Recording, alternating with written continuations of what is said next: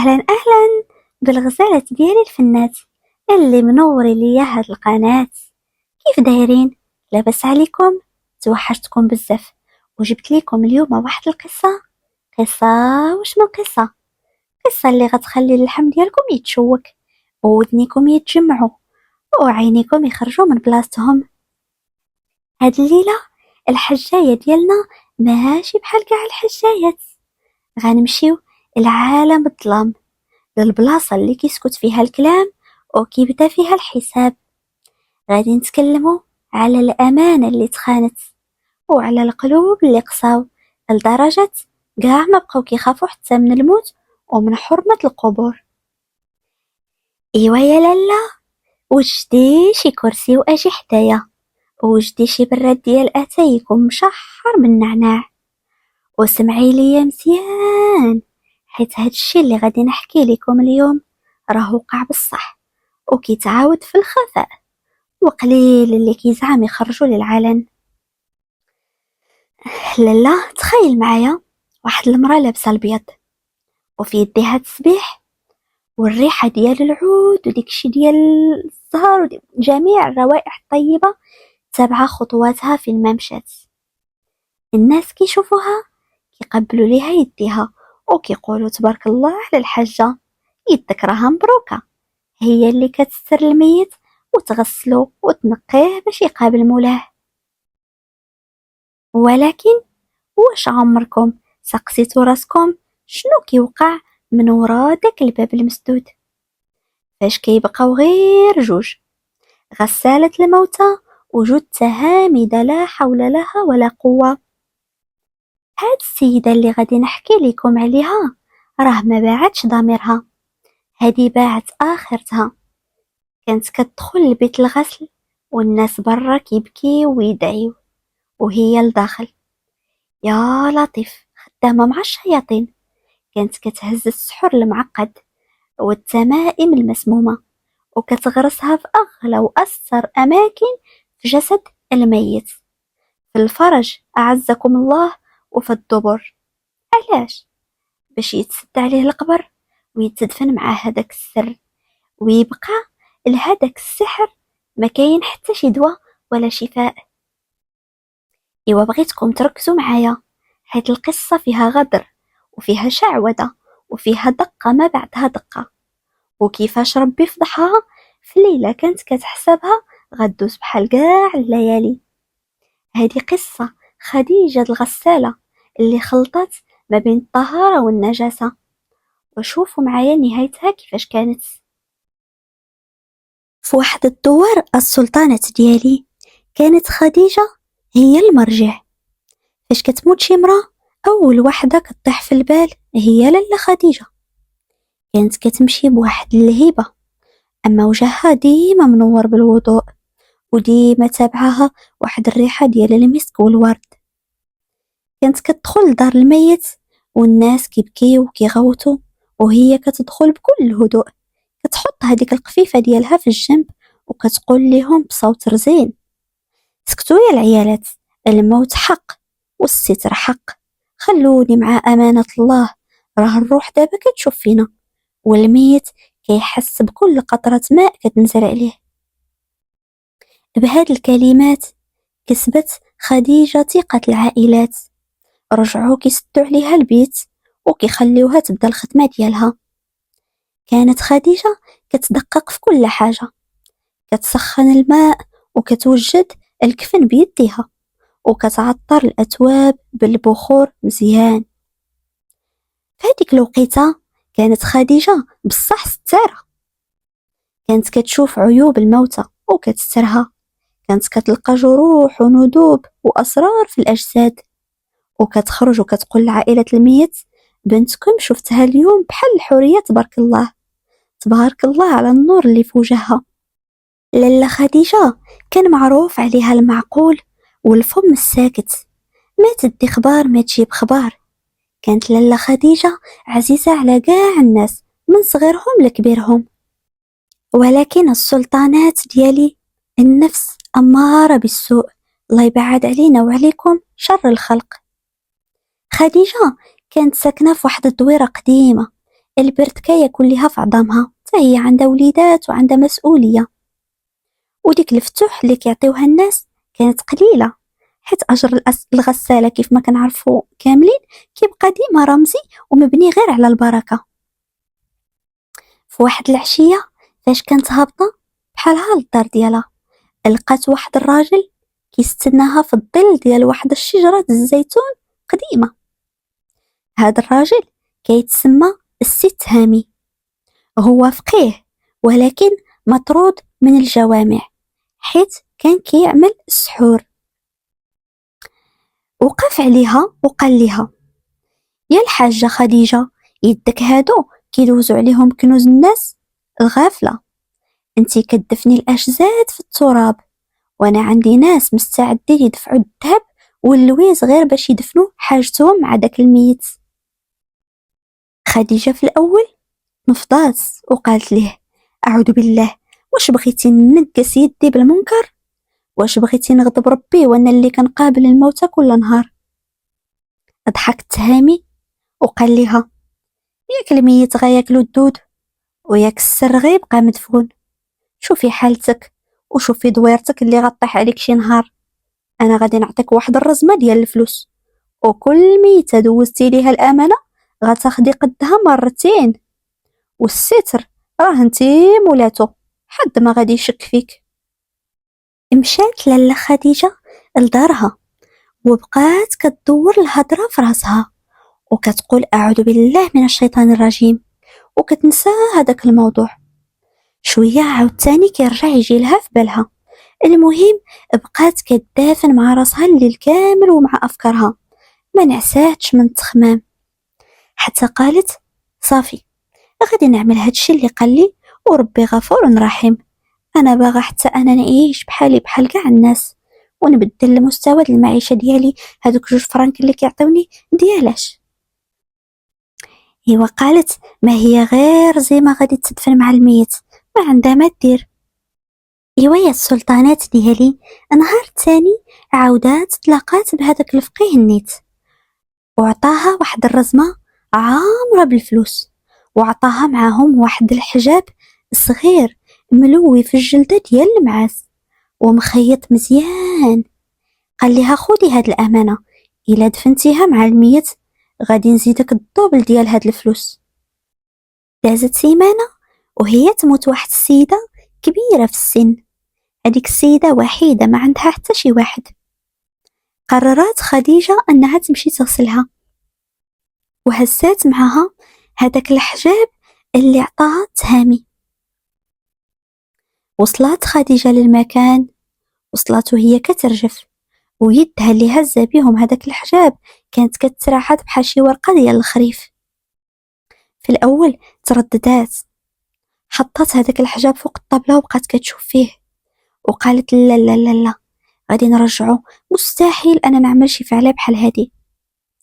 ولكن فكرات في هذوك الفلوس اللي عندها مخبيين في الدار، وفكرت في الفلوس اللي غادي يعطيها الدوبل هذاك الشيء الا كملت هذه المهمه، وفكرت في الفقر وفي الجوع وفي البرد. ديك الساعه قالت مع بالها: صافي، غادي نعمل هذا الشيء هذا، واللي بغى يوقع يوقع. ما بقات كتخاف لا من ربي لا من العبد، صافي الفلوس عماوها. قربت لهذيك الجثه وهي كتنهش، خافت غير تحطو في الكفن ويطيح او لا يشوفو شي حد وهو كيدفن الميتة. داك الساعه بقات كتفكر وتعصر في مخها، حتى طاحت عليها واحد الفكره شيطانيه. قالت: اجي الا حطيتو لداخل في الذات ديال الميتة ما غادي يوصل ليه حد، والميتة ساكته وما غتهضر ما غتشكي. ايوا يا حبابي، بيديها اللي كانت كتغسل بيهم وكتطهر بيهم الميتين ارتكبت اول جريمه، وضعت هذاك الحجاب في الدبر ديال الميتة وهي كتمتم بكلمات ما كانش كتقولهم من قبل. هذيك اللحظة البيت ظلام في عينيها، وسمعت واحد الصوت ديال الرعد قوي برا، رغم أن الجو كان صحو، يمكن غير كيتهيأ ليها مع الخوف ومع الجريمة اللي بغات ترتكب. ايوا كيقولوا صعيبة غير البدية، أما من موراها كلشي كيولي شي ساهل. خديجة ما بقاتش كتسنى تهامي الفقيه يجي عندها، هي اللي ولات كتقلب عليه، ولات كتقول ليه الخفاف اليد والستر عندي، جيب لي الخدمة الغالية. خديجة ولات واحد الباترونة منها ما كاين، ولات كتشوف الفلوس كيتجمعوا ليها تحت السرير، ولات يا سيدي كتاكل احسن ما كاين وتلبس لك غير الحوايج الغاليين، والناس كيحسب ليهم باللي بركة الموتى هي اللي غناتها. كانت كتشوف في المراية وكتقول الارض كتستر كل شي والميت راه ما كيهضرش، اذا انا في امان. ولكن اللي ما حطاتوش في بالها وما ضرباتلوش الحساب هو ان الارض عندها عيون، وان الجسد اللي كانت كتعدى عليه هو في ملكية الخالق، والنهار اللي غادي تغلط فيه غلطة وحدة غيكون هو نهار نهايتها، وان الله يمهل ولا يهمل، وكاين شي حاجة عزيزة عند الله من غير الروح. ايوا خديجة ولات كتفهم مزيان في هادشي ديال السحور وهادشي ديال الحجابات، بحال تقول قريه من صغرها، ما بقاتش ديك خديجة النية واللي كتقبل غير بالفتوح. فاش كان كيوصل خديجة الخبر باللي شي عروسة ماتت في الليلة الدخلة، أو شي شابة طاحت ميتة وهي في القمة ديال الجمال ديالها، ما كانتش كتحزن، بالعكس كانت كتشعل فيها واحد العافية ديال الطمع. كانت كتقول في نفسها هذه هي الخدمة النقية، هذه هي الخدمة اللي كتسوى الملايين، هذه الجثة هي اللي غادي تهز السحور الحامي اللي ما يبردش. وعلاش في نظركم؟ حيت لالا السحار والفقهاء ذو الشؤم كانوا كيقولوا باللي جسد الشابة اللي بقى بدمها أو اللي ماتت محرومة كيكون هو مغناطيس للجن، والسحر اللي كيتحط فيه كيكون مؤبد، يعني لا رجعة فيه. ايوا تخيلوا معايا يا السلطانات، واحد النهار ماتت واحد الشابة، مشات خديجة باش تغسلها. تخيل معايا الدار كلها غوات وصداع، والأم مسكينة كتقطع حوايجها على بنتها اللي كانت غادي تديها لدراج راها عروسة، زدقات غادي تديها للقبر. دخلت خديجة وجهها فيه داك الوقار المزيف، ولكن عينيها كيدوروا في البيت بحال الرادار، كيقلبوا غير على الفرصة. خديجة ولات كتحمي راسها وكتبقى تخربق على الناس وكتقول لهم هاد البنت ماتت بالعين وماتت محرومة، راه الجنون دابا كيدوروا بها. ايوا يلا خرجوا عليا كاملين وشعلوا البخور برا، وما تفتحوش الباب واخا تسمعوا اللي سمعتوا. ايوا عندكم.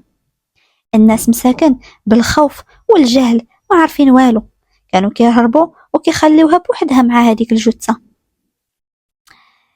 خديجة غير كي تسد الباب كتحول الحيوان كاسر، كانت كتهز الجثة ديال هذيك الشابة المسكينة، وبلاصة ما تبدا بالوضوء كانت كتحط قدامها هذيك الحجابات الملعونة، كانت كتهز واحد الإبرة كبيرة بحال واحد المخيط مصدي وخيط من الصوف الكحل، كانت كتحل الفرج أعزكم الله ديال الشابة، وكتخشي فيها هذوك الطلاسم المكتوبة واللي معمولة في جلد الحنش، وكتخيط اللحم مع اللحم. وتخيل معايا يا لالا وهي كتخيط كانت كتبقى تمتم بأسماء ديال الجن مرعبة، وبكل غرزة كتقول خيط سعدك يا فلانة، وربط رجلك يا فلان، القبر يدمك والسحر يدمك. أغلب الناس كانوا كينفروا من الجثث الميتين، ولكن خديجة بدات كتولف بهم، كانت كتحط يديها الباردة على جسد الميتة وكتبقى تضحك بحال ما ناقصه حتى شي خير، كأنها كتشفف خلق الله. كانت كتحس باللي هي الآمرة والناهية، باللي هي اللي كتحكم في مصير الناس اللي باقين عايشين عن طريق هاد الموتى اللي كيدفنوا أسرارها. قالك ربي ملي ما كيبغيش واحد العبد كيعميه وكيبقى مخليه كيزيد في هذيك المعصية. بقات خديجة على نفس الحال. من بعد كل جنازة من هذا النوع خديجة كانت كتخرج من الدار وهي كتمسح وجهها بخرقة كتمثل العياء والتقوى، ولكن تحت حوايجها كانت مخبية الخلاص الغالي. خديجة تحت السرير كان كاين صندوق ديال اللوح عامر بالخواتم ديال الذهب والسلاسل اللي كانت كتاخدهم كرشوة من عند العيالات الظالمات اللي باغين يخدموا السحور. بدات خديجة كتحس باللي ربي موفقها، وهذا هو الاستدراج اخوتي، هذا غير من الشيطان. كانت كتقول لو كان هاد الشي حرام كاع ما يسر لي ربي هذا الذهب كامل.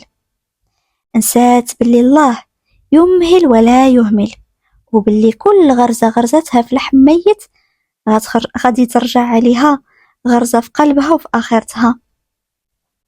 ولكن مؤخرا بدات كتلاحظ شي حاجة غريبة. في الليالي اللي كتكون دايرة فيها خدمة ثقيلة كانت كتسمع في دارها واحد الصوت ديال الماء وصوت كركرة الماء في النصاصة ديال الليل، وكأن شي حد كيغسل الموتى في وسط بيتها. ايوا يا السلطانات ديالي، خديجة مؤخرا رجعت كتغسل يديها مزيان وما كتخلي باش تحكهم بالصابون وتحكهم بالجاوي والورد، ولكن ديما كتقول باللي باقة فيها ريحة الموت. يديها اللي كانوا منورين بداو كيكحالوا من الجهة ديال الضفار، وجلدها بدا كيتكمش بحال جلد الحنش. ولكن الطمع يا لالا كيعمي البصيرة. ولات خديجة اختصاصية في أصعب أنواع السحور، مثلا سحر التصفيح أو سحر الخراب. المهم لالا دازت الأيام على نفس الحال، المال بدا كيتكاثر وصندوق الذهب اللي تحت السرير عمر، ولكن الراحة مشات وخرجت من باب الدار. خديجة ولات فاش كترجع لدارها بالليل كتجلس بوحدها وكيبداو شي أشياء غريبة يوقعوا ليها، بحال مثلا صوت الكركرة. كتكون جالسة حتى كتسمع صوت الماء كيتكب في الكوزينة، بحال صوت السطل فاش كيتخوى فوق الجثة. كتمشي كتجري كتلقى الدنيا ناشفة والماء مقطوع. أو مثلا ولات كتشوف خيال الموتى، بدات كتشوف أركان البيت شي خيالات ديال العيالات لابسين الكفن، وحدة كتشوف فيها وعينيها خارجين، ووحدة هزة يدها كأنها كتدعي ليها. خديجة كانت كتغمض عينيها وكتقول هذا غير العيا، هذا غير الوسواس. ايوا اغرب حاجة كانت كتوقع عليها هي القفة ديال الخدمة. كانت كتحطها في الصالون وكتفيق في الصباح كتلقاها حدا راسها في البيت ومحلولة، وهذاك المخيط اللي كانت كتخيط به محطوط فوق المخدة ديالها، وكأنه كيقول ليها الدور جاي عليك لاله خديجة. ايوا يا السلطانات، رغم كل هذه التحذيرات الربانية خديجة غير ما زايدة في الطغيان ديالها. ولات كتمشي للمقابر وكتشوف الناس كيبكيو، وهي كتشوف هذاك القبر وكتحك في يديها وكتفكر غير في الكوموند اللي ما جا. ولات كتشوف في الموتى مجرد واحد صناديق البريد كيوصلوا الرسائل ديالها للشيطان. ايوا واحد المرة غسلات واحد العجوز كانت معروفة بأنها امرأة صالحة. خديجة حاولت أنها تعمل الفعل ديالها، ولكن في كل مرة كانت كتحاول تعمل هذاك الحجاب في الدبر ديال الجثة كان سبحان الله كيخرج على برا. خديجة بلاصة ما ترجع من الله وتقول أعوذ بالله من الشيطان الرجيم وتنعش الشيطان وتبعد من هادشي هذا، بدات كتعصب وكتغوت على هذيك الميتة وكتقول لها والله لا بقى هاد الحجاب هنا، غادي تدفن معاك، هي غادي تدفن معاك. ايوا ناضت جابت واحد الخيط ديال النيرة وزيرت على الجثة بقوة حتى سمعت العظام ديال الميتة كيطرطقوا في يدها، عاد ارتاحت. واحد الليلة الدوار كله غارق في الظلام، وقعت واحد الفاجعة هزات القلوب. فاطمة الزهراء ابنة القايد والعروسة اللي كانت الدار الكبيرة كتوجد لعرسها الأسبوع الجاي ماتت على غفلة. طاحت مسكينة وهي كتجرب القفطان ديال العرس ديالها، ماتت بسكتة قلبية والضحكة باقة في وجهها. الصدمة كانت كبيرة، والقايد بابها كان كيبكي بالدموع من دم. عيطوا على خديجة في النصاصات ديال الليل. خديجة غير سمعت الخبر ناضت كترجف ماشي حزنا على البنت ولكن طمعا في الهمزة. قالت مع نفسها بنت القايد هذه هي الجثة اللي غتخليني نعتزل هاد الخدمة ونعيش في الذهب حياتي كاملة. ايوا قبل ما تمشي لدار القايد دازت عند التهامي الفقيه، كان كيتسناها وهو كيوجد ليها واحد السحر كيتسمى سحر القرينة. قال ليها شوفي يا خديجة، هاد البنت ماتت وهي عروسة، يعني الجسد ديالها باقي في حرارة الحياة. هاد السحر اللي غادي نعطيك الى تدفن في الفرج ديالها غيولي عندنا سلاح نهدو به الجبال. السيدة اللي بغات هاد الخدمة باغا تدمر عائلة كاملة، وخلاصك اليوم لالا ما غاديش يكون بالفلوس، غادي يكون بالذهب الصافي اللويز الحر. ايوا خديجة هزت هذاك الحجاب وكان ثقيل والريحة ديالو كتخنق، ريحة بحال شي لحم خانز مخلط بالدم. ايوا خباتو في قاع القفة ومشات لدار القايد وهي كتمسح عينيها وتمثل الحزن. وصلت خديجة لدار القايد ودخلوها لواحد الغرفة كبيرة، تما فين كانت فاطمة الزهراء محطوطة فوق تخت الغسل. وجهها كان بيض بحال الشمع وشعرها طويل ومسرح. الأم ديالها كانت شادة في الركاب ديال خديجة وكترغبها. الله يرحم لك الوالدين يا لاله خديجة، تهلاي ليا في بنتي، استريها الله يستر عيوبك، ردي بالك معاها راه باقي لحمها طري. خديجة قلبها ميت، قالت ليهم خرجوا كاملين وشدوا الباب من موراكم، وقفوا بعيد، الميتة دابا محتاجة الهدوء باش الروح تودع الجسد. غير سدات خديجة الباب وبقات بوحدها مع العروسة الميتة. بداو العلامات كيبانو وحدة مورا وحدة. الماء اللي كان كيسخن فوق المجمر فاش خديجة حطات يدها فيه لقاتو بحال الثلج رغم ان العافية كانت شاعلة من تحته. قالت وقيلا غي كان تخايل. ايوا شعلات جوج شمعات كبار ولكن الضو ديالهم كان حمرقاني بحال اللون ديال الدم، والظلال في البيت بداو كيتحركوا بحال الشياطين. وهي كتحيد الثوب على الجثة ديال فاطمة الزهراء سمعت خديجة صوت تنهيدة عميقة، قلبها بغى يخرج من صدرها. شافت في وجه الميتة ولقات عينيها محلولين شوية وكأنهم كيتوفوا فيها. خديجة اللي فات فيها الفوت قالت هذا غير الخوف، زربي يا خديجة وسدي هاد الفيلم دغيا. ايوا هزت هذاك السحر الملعون وقربت لجسد العروسة الطاهر، بدات كتحاول تفتح الفرج باش تغرس تما هذاك السم ديالها، ولكن هنا وقع اللي ما عمر عقلك غادي يتخيلو. تخيل معايا خديجة حطت يدها وبدات كتخشي هادوك الحجابات، وفي هذيك اللحظة بالضبط اليد فاطمة الزهراء تحركت بالجهد وطارت على يد خديجة. خديجة تجمدت في بلاصتها، حاولت تجر يدها والو، حاولت تغوت لقات صوتها محبوس، والجثة بدات كتقال لدرجة خديجة طاحت على ركابها حدا ديك التخت ويدها باقا مخشية في النجاسة، ويد الميتة حبساها بحال القفل ديال الحديد. خديجة يا السلطانات ديالي دابا في واحد الموقف لا تحسد عليه، طايحة على ركابها ويدها مخشية في النجاسة، والمعصم ديالها محبوس بين يدين الميتة اللي البرودة ديالها كتقطع في اللحم. بدات خديجة كتحس بواحد الوجع غريب كأن عروقها كيتمتصوا. حاولت بكل جهدها أنها تفك راسها، بدات كتركل وكتدفع وكتتمتم تلقي مني يا بنت القايد، ولكن الجثة كانت بحال الصخرة. وبرا في الصالون كان السكوت هو سيد الموقف، حتى بدات العائلة كتسمع أصوات غريبة جاية من بيت الغسل. الأم كتقول ياك لاباس، واش سمعتوا هاد الصوت بحال شي حد كيدافن لداخل؟ القايد قال يمكن غير الحاجة خديجة كتقلب الجثة، راه بنتي تبارك الله كانت وافية.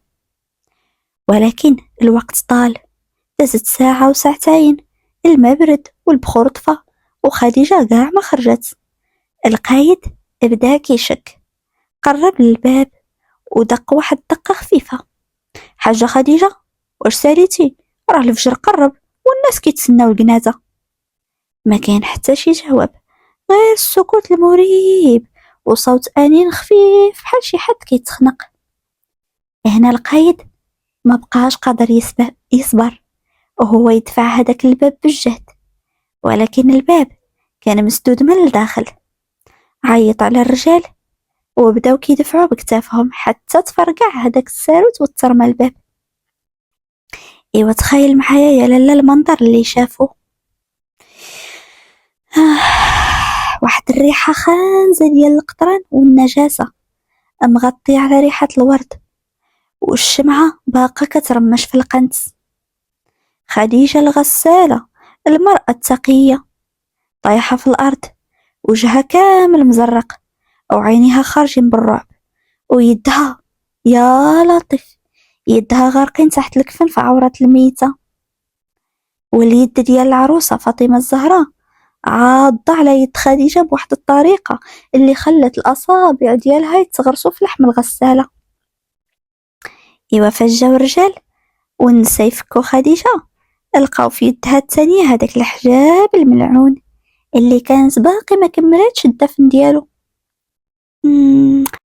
الأم فاش شافت هداك المنظر طاحت وهي سخفانة، فاش شافت بنتها مدنسة بهاد الطريقة. أما القايد اللي كان كيحترم خديجة تحول لواحد الوحش كاسر، هجم عليها وهو كيغوت: يا المسخوطة يا الفاجرة، هذا هو الستر اللي كنتي كتقولي عليه؟ بنتي طاهرة وانتي جاية تنقسيها بفعال الشياطين. خديجة كانت فاقدة النطق، غير كترعد وكتشوف في يد الميتة اللي ما بغاتش تطلقها. ايوا اضطروا يجيبوا واحد الفقيه ديال الجامع الكبير اللي بقى كيقرا ايات الكرسي والرقيه لساعات، وهادوك الناس كيتفرجوا في الفضيحه حتى ترخات اليد ديال الميته ببطء، وكانها كانت غير كتسنى هذيك الفضيحه باش تكمل، باش تطلق الصراحه ديك الظالمه. خديجه ما خرجتش من هذاك البيت للحبس مباشره، خرجت للعذاب. الناس الدوار ما بغاوش يتسناو المخزن، جروها من شعرها في الزناقي، والعيالات كيرجموها بالحجر ويبصقوا عليها وهما كيغوتوا: يا وكالة لحم الموتى، يا ساحرة القبور. ايوا مشاو لدارها، ريبوها حجرة على حجرة، ولقاو تحت السرير هداك الصندوق اللي عامر بالطلاسم وبالصور ديال البنات والنساء من الدوار، كل وحده والشر اللي كانت مخبيه ليها. عاشت خديجة ما بقى من حياتها في واحد الغار معزولة، جلدها بدا كيتساقط وهي بقى حية، والناس كيقولوا باللي ريحة القطران عمرها ما فرقتها حتى ماتت، وما بغى حتى شي حد يغسلها. دفنوها في واحد الخندق بعيد على المقابر المسلمين باش تكون عبرة لكل واحد سولت ليه نفسه يتاجر بأجساد الموتى. ايوا يا السلطانات، شفتوا خديجة فين وصلها الطمع، وشفتوا القوة الله كيفاش عاملة. اللي كانت كتحسب راسها مسيطرة على أسرار الموتى لقات راسها هي أكبر فضيحة في تاريخ الدوار. والعبرة يا لالا من هاد القصة ماشي غير الخوف، ولكن الأمانة. الميت فاش كيدخل لبيت الغسل كيكون أضعف خلق الله، محتاج غير اللي رحمه ويسترو. وخديجة استغلات هذا الضعف باش تبيع آخرتها بوسخ الدنيا. والقبر اللي كانت خديجة كتحسابه غير كيخبي جرائمها هو نفسه اللي لفت شرها وشهد عليها. ربي يمهل ولا يهمل، والظلم ظلمات يوم القيامة، خصوصا إذا كان ظلم الشخص فارق الحياة وما بقاش قادر يدافع على راسه. كيف ما شفتوا الساحر والمشعوذ واخا يجمع الذهب واللويز نهايته ديما كتكون دليلة وفضيحة. خديجة ماتت وحيدة منبوذة، وحتى التراب اللي كانت كتنقس فيه رفض يسترها في الآخر. يا ريت كل واحد شاف هذا الفيديو يعرف باللي الدنيا فانية، وباللي الستر هو أجمل حاجة ممكن نديوها معنا للقبر.